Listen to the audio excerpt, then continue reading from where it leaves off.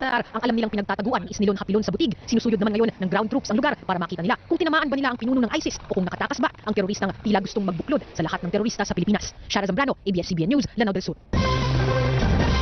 Mga Madrid kabayan, habol daw sa mawari natin. At yan ang mga balitang nakalap sa aming mas malawak na impormasyon. Sa ating malasakit sa isa't isa, maihahatid natin ang pag-asa. Di ba maabot yung swimsuit niya, no? Letter P na din. Ha? Di na? Live yata yan. Maraming salamat at magandang gabi!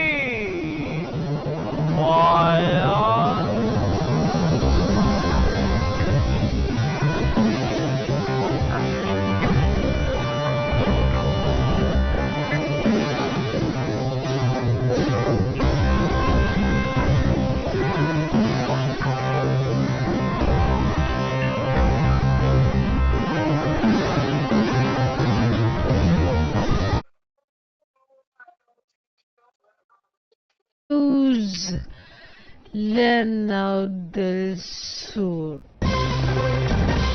Mga Madrid kabayan, habol daw sa mawari natin. At yan ang mga balitang nakalap sa aming mas malawak na impormasyon. Sa ating malasakit sa isa't isa, maihahatid natin ang pag-asa.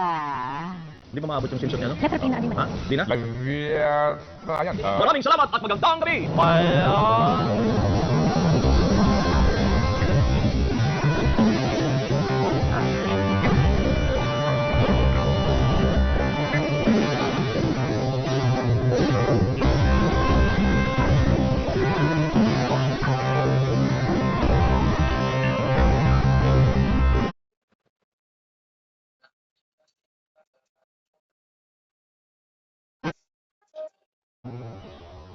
Din pumasok sa butik.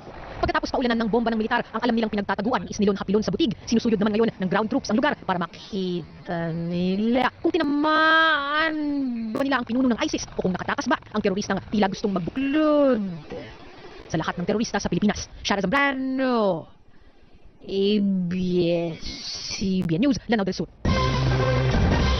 Mga Madrid kabayan, habol daw sa mawari natin. At yan ang mga balitang nakalap sa aming mas malawak na impormasyon. Sa ating malasakit sa isa't isa, maihahatid natin ang pag-asa. Di ba maabot yung swimsuit niya, no? Letter P na din. Ha? Di na? Live yata yan. Maraming salamat at magandang gabi!